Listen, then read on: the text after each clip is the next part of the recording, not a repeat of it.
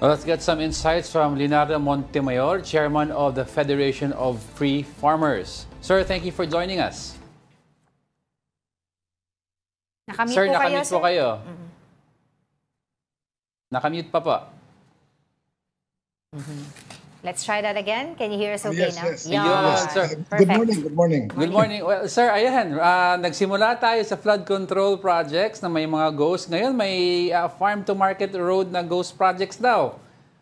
Anong comment niyo po dito? Wini-welcome po namin yung initiative ni Secretary Laurel ng DA na magdaos ng comprehensive audit ng mga farm-to-market roads. Ito po kasi yung mga FMRs, funded po ito ng Department of Agriculture. Ang DA po ang nag-identify at saka nagre-recommend ng mga roads na gagawin po ng Department of Public Works and Highways. So, it's possible itong na-discover po na siyam na ghost or substandard or incomplete FMRs in several provinces in Mindanao are just the tip of the iceberg. Yes.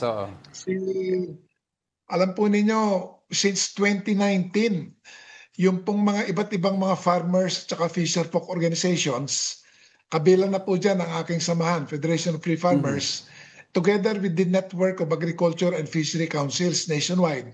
Matagal na po kaming humingi sa Department of Agriculture ng listahan ng lahat po ng mga DA-funded projects, including farm-to-market roads, at humihiling po kami ng rasonableng budget naman po para magkaroon po ng kakayahan ang mga farmer representatives na mapuntahan po itong actual sites ng nakalista po ng FMR. So far po, masyado pong matipid. Ika nga, ang DA po sa pagbigay po ng listahan at pati na rin po sa corresponding budgetary support. Kaya very limited po nagagawa namin. But siguro kung madagdagan po talaga hindi lang po ng budget, kung hindi mabigyan po kami ng complete listing of all these FMRs, we will be in a better position as well as a DA to have a more complete picture of the status of the completion or non-completion of these FMRs. Okay, sir, kasi sabi nga nila dito sa Mindanao lang ito initial report lang ito. Is this something new na sa inyo pong organisasyon? I mean, na naririnig sa inyong samahan na may ganitong klaseng korupsyon? Or may mga alam na rin po kayo prior to this na lumabas? Kung may may nagsusumbong. Sa personal experience ko kasi, Angelo, tsaka Angela, Apo. I was a congressman, for example, in the year 2010, 2019, tsaka up to 2010. Right. There was one instance when I was approached by, I suppose, contractor yun. Sabi niya, sige, dun sa allocation mo for hard infra, in this case, FMRs, kami nang bahala sa you just tell us where this FMR should be built. Sabi niya, kami nang bahala. Gagawa kami ng program of work. Kami na maglalakad niyan sa DA, I suppose, saka sa DPWH. And then, ang hidden message was, may ibibigay din sa akin. Of course, I rejected that proposal.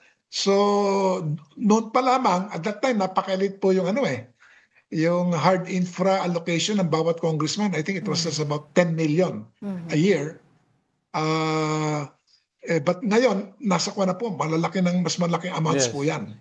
At time po, ang plano yata ng kontraktor, regraveling. Hindi pa po cementing. So, alam mo, pwedeng dayain yung regraveling. Yes, Palalabasin nila ang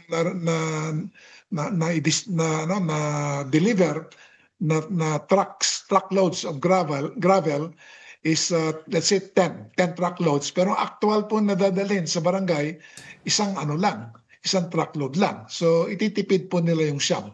Ano po nangyari? As I said, based on that experience in the past, right. I would not be surprised kung baka lalo pong lumaki ngayon. Mas lumala pa. Ano po nangyari po sa mga nag-attempt po magsuhol sa inyo, sir? Hindi ko nga po tinanggap yan I mean, nakasuwal po ba sila o naimbestigahan sila? At saka nangyari po sa akin noon, Angelo, dahil I was in the opposition, I was in the minority party, hindi ako nililisan ng budget for any of the small infrastructure projects that I had recommended. So, na-zero ako noon eh. Oo, nako. Magandang kwentuhan po yan. Oo, gusto ko dugtungan to. Sige, schedule natin to ulit. Yes, we don't have much time anymore, pero hopefully you're still available po in the next coming days para po mas mapalawak po natin itong discussion nito. Opo, at saka, by the way, it's not just FMRs that have to be looked at. Pati po itong mga ibang mga DA-funded activities like fertilizer. Oh, yes. Yes. Baka hindi pa tayong natututo doon sa nangyari pa noon. Yung fertilizer. Panahon ni Jok Volante, Napoles. May mga kwento-kwento po kung natatanggap about issues about fertilizer, hybrid seeds, etc. So, sana po Secretary Laurel will come up with a much more comprehensive study of all of these things. Sige well, po, definitely we balikan ka will po namin. right away. Maraming salamat po sa inyong oras, Leonardo Montemayor, Chairman of the Federation of Free Farmers. Wala pong anuman. Thank you.